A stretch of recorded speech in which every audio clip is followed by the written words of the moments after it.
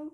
Ça fait longtemps que j'ai pas fait de vidéo, en fait, et j'en profite, j'ai envie d'en faire une pour le secondaire parce que j'ai pas donné de conférence à ce niveau-là au cours des derniers mois et dernières semaines, contrairement au primaire. Et la petite capsule d'aujourd'hui va s'intéresser en fait aux romans que vous pouvez utiliser, surtout au premier cycle du secondaire. J'en ai deux que vous pouvez utiliser à partir de la deuxième secondaire. Mais en fait, donc je me concentre vraiment plus sur le premier cycle. Il y a certains livres que vous avez sûrement vus déjà sur mon contenu Instagram parce que ce sont des livres favoris que j'adore présenter. Et il y en a certains autres qui sont très visibles en ce moment sur d'autres réseaux parce qu'ils sont nouveaux et ils sont excellents. Mais j'ai quand même envie d'ajouter mon petit grain de sel, un peu ma personnalité dans ma présentation. Alors, j'y vais comme suit. Je montre le premier, c'est la Michel Jeunesse, donc ça s'appelle Jeanne et la fille du docteur Loiseau. C'est le premier tome qui s'intitule le cadeau de Kiki de Montparnasse. Alors, c'est une histoire en fait qui se déroule à Paris dans les années folles, les années 20. Alors, il y a un bel apport historique qui est super intéressant, vous pouvez explorer avec les élèves. C'est un roman que je mettrais en première secondaire. C'est sûr que si vous voulez l'explorer en sixième année, c'est vraiment une lecture qui doit être feuilleton, donc accompagnée, pour que les élèves puissent bien se situer dans le contexte historique.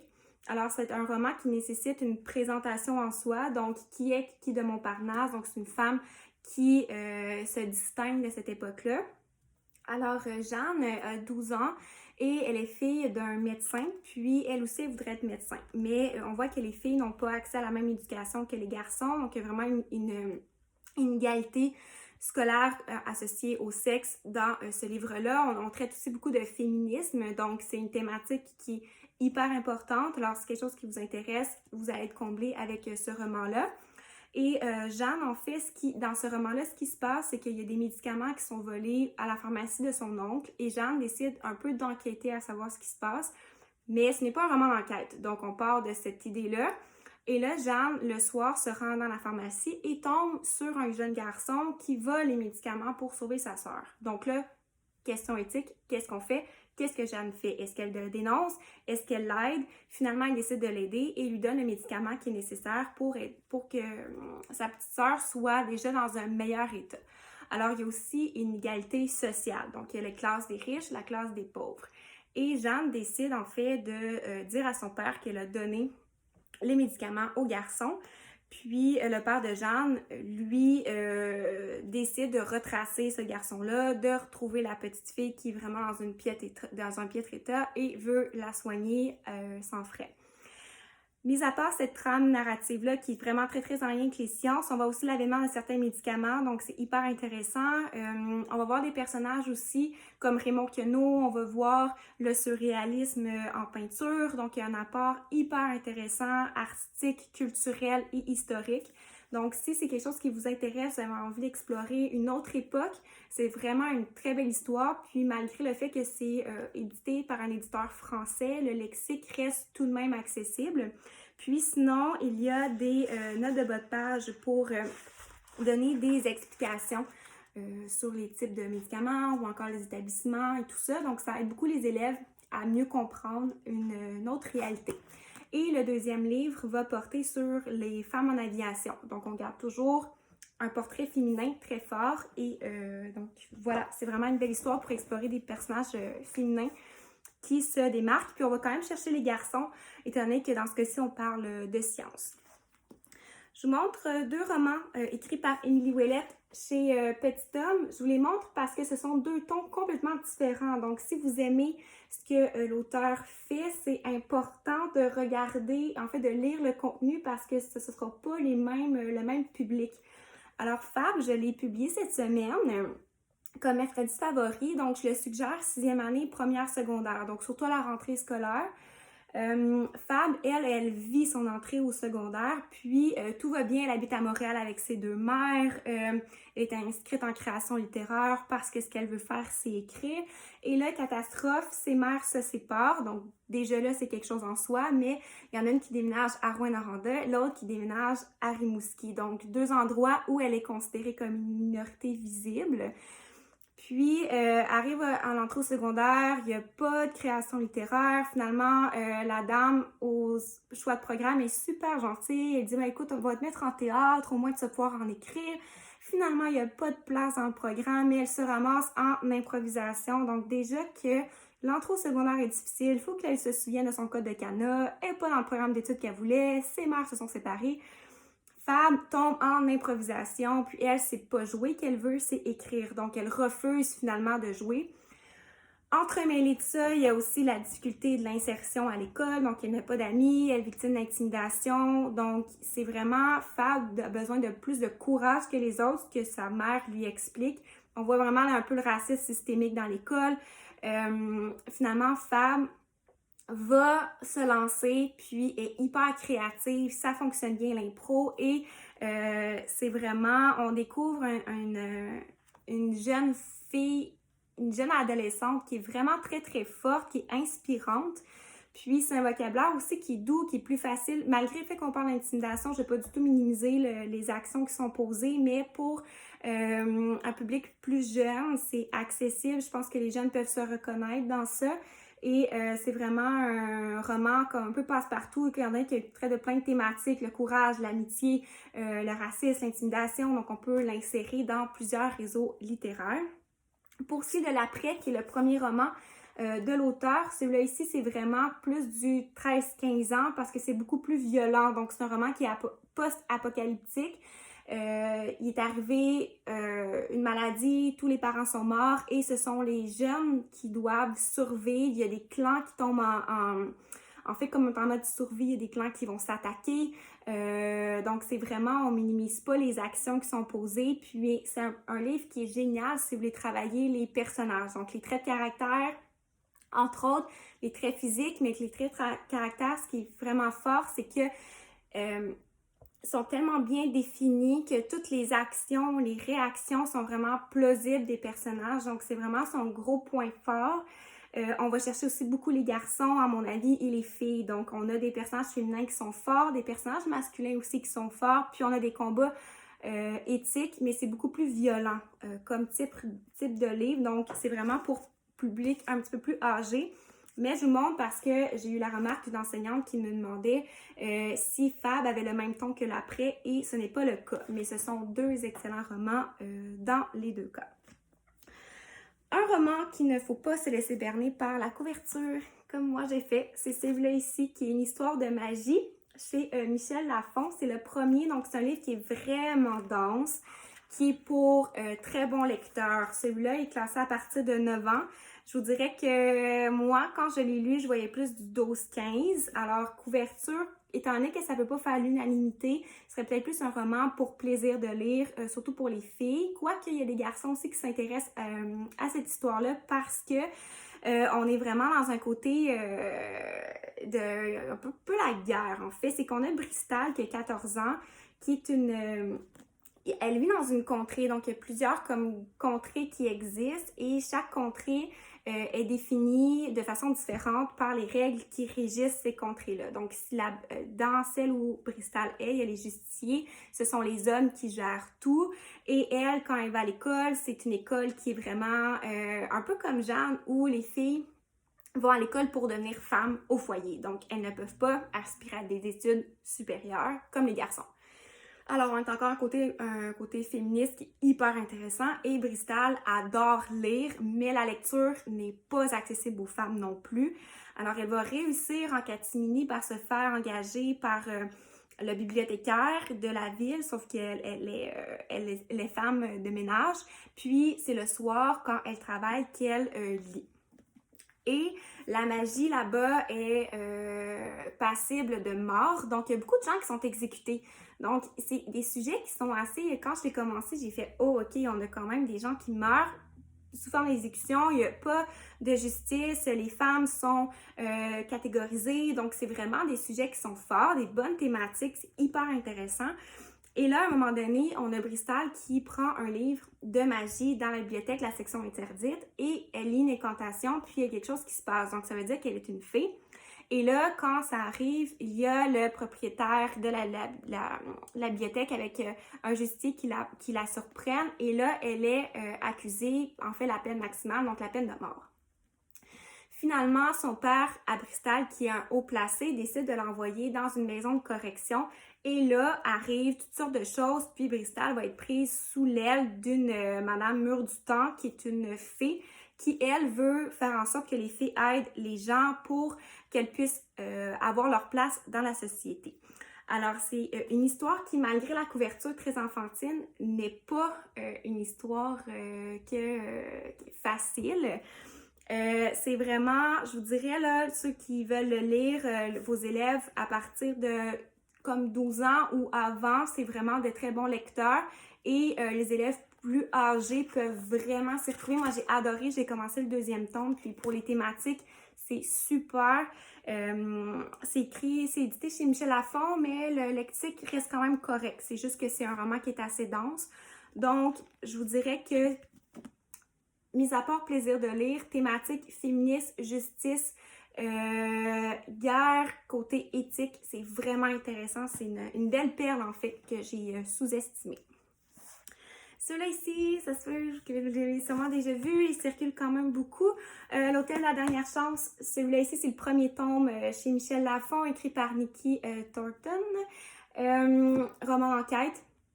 Alors, on a Seth, qui est un jeune ado, qui est un marmiton. Donc, c'est sûr qu'il y a un côté français. Donc, c'est un cuisinier à l'Hôtel de la dernière chance. Et il est vraiment en guerre avec la fille des propriétaires qui s'appelle Tiffany. Vraiment, elle lui pourrit l'existence. C'est vraiment un personnage odieux. Et elle vole toujours les recettes de Seth. Donc, son mérite passe toujours inaperçu. Et le père de Seth est cuisinier, puis il est décédé. Et lui veut faire la même chose que son défunt père. Et un soir, il y a une douzaine de convives qui sont invités à l'Hôtel de la dernière chance pour un repas. Et là, notre personnage principal veut surprendre l'invité d'honneur et lui concocte un dessert dans ses goûts. Et là, l'invité mange le dessert et meurt. Donc là, Seth est visiblement la personne ciblée en tant que coupable. Et là, lui doit prouver qu'il est innocent. Puis entre dans l'enquête et entre dans un univers magique. C'est génial. Et là, ce qui est bien, c'est qu'en fait, c'est toutes les personnes qui sont assises ont toutes une raison d'avoir voulu la mort finalement dans notre personnage. On tombe un peu comme dans le crime de l'Orient Express où tout le monde est suspect. Alors, ce qui est intéressant, c'est comme il y a beaucoup de personnages, c'est de les lister avec les élèves, de voir les liens entre eux, pourquoi ils auraient pu vouloir tuer notre fameux docteur, les raisons. Et évidemment, à la fin, j'ai fait c'est vraiment très bon. Je ne l'ai pas vu venir. C'est un excellent roman, puis vous pouvez l'utiliser, je suis encore dans le premier secondaire, donc, ou encore 2e secondaire, ça pourrait vraiment bien se faire. C'est accessible, malgré le fait que c'est un éditeur français. Puis, j'ai terminé hier le 2e, qui est Le Phare du bout du monde. C'est un peu le même principe, donc on sort pas trop de l'univers magique enquête. Notre personnage se rend à un phare qui, là, il y a des gens qui y sont, puis il y a la propriétaire qui meurt.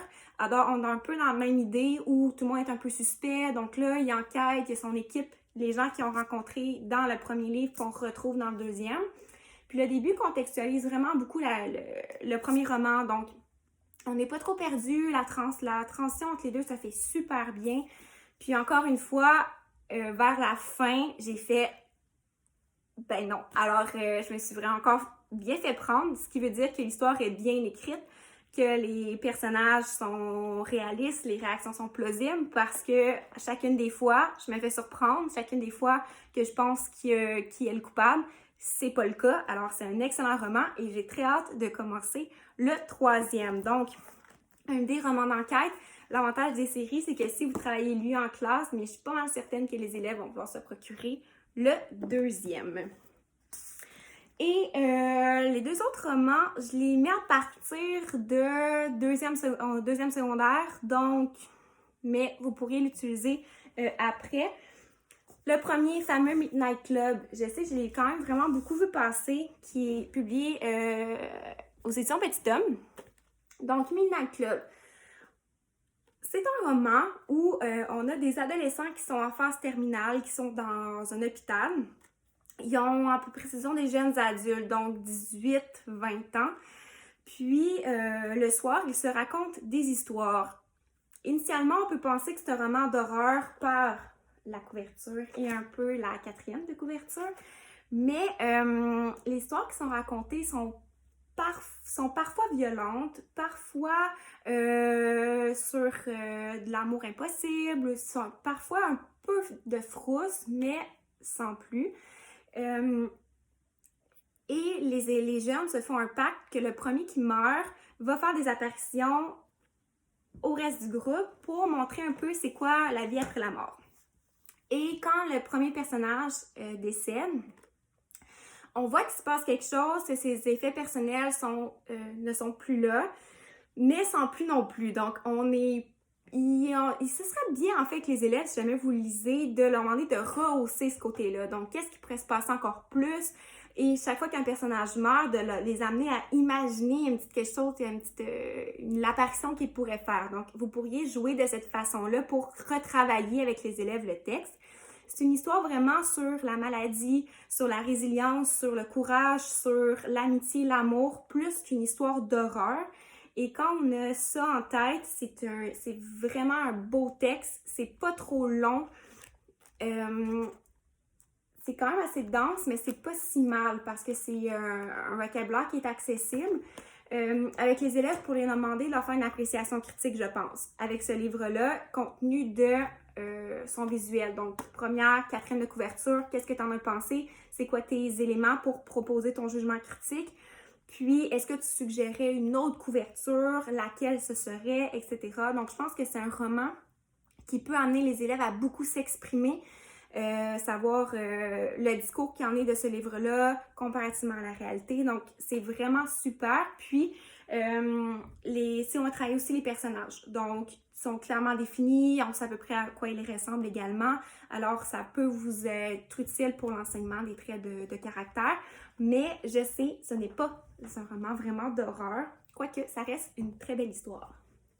Et le dernier, et non le moindre, qui est sorti le 5 mai à la librairie, c'est Parasite, la guêpe, qui est le tome 1 de Marie-Ève Bourassa, publié aux éditions de la Bagnole.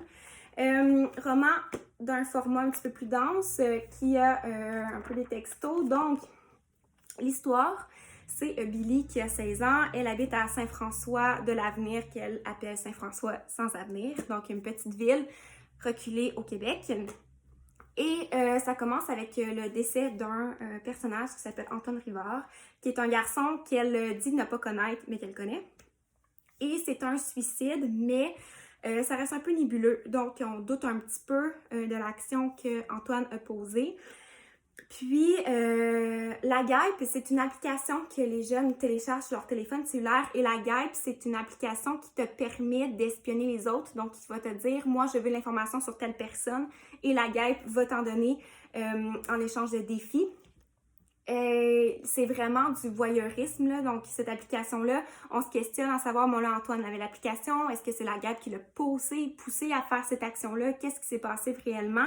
On cherche qui est la guêpe et Billy va la télécharger puis elle va un peu se faire prendre par rapport à ça. Donc, c'est un roman noir, c'est un roman qui en fait un langage plus soutenu. Donc, on peut dire que c'est une auteure adulte, donc Billy peut avoir des questionnements un petit peu plus adultes, la façon dont il s'exprime également, mais je trouve que ça fait du bien quand même d'avoir un niveau de langue un petit peu plus relevé pour des romans adolescents. C'est vraiment, à partir de 14 ans, bon lecteur, on peut rejoindre tous les élèves du secondaire avec ce livre-là. C'est hyper d'actualité, les fameuses applications. Puis, les personnages sont bien campés, sont super bien définis, sont attachants. Billy est forte. Moi, j'ai vraiment beaucoup aimé ce personnage-là. Puis, on essaie de trouver les liens. Il y en a qui cachent des choses. Donc, on est vraiment beaucoup dans le secret. La guêpe, j'ai vraiment hâte de voir la suite de ça. Donc, l'application, c'est WhatsApp, si je me souviens bien. Et la guêpe, on vous explique un petit peu pourquoi ça s'appelle comme ça. Alors, je ne le dis pas pour que vous puissiez aller voir le roman. Mais c'est vraiment génial. Donc, c'est un roman, je pense, qui peut plaire vraiment à tous les élèves du secondaire. Puis avec ça, je suis certaine qu'ils ne seront pas déçus. Et voilà, donc c'est vraiment les derniers livres que j'ai sélectionnés pour le premier cycle du secondaire. Et je rappelle que La Guêpe et Midnight Club, vous pouvez étirer la lecture vraiment jusqu'au deuxième cycle. Surtout pour les élèves, par exemple, un peu plus en difficulté, Midnight Club est plus facile à lire que La Guêpe. Et prochainement, je vais en faire une aussi pour le deuxième cycle du secondaire. Alors, j'espère que ça vous a inspiré. J'espère que vous avez appris de nouvelles choses ou que vous avez envie d'aller lire ces fameux romans. Alors, merci tout le monde. À la prochaine!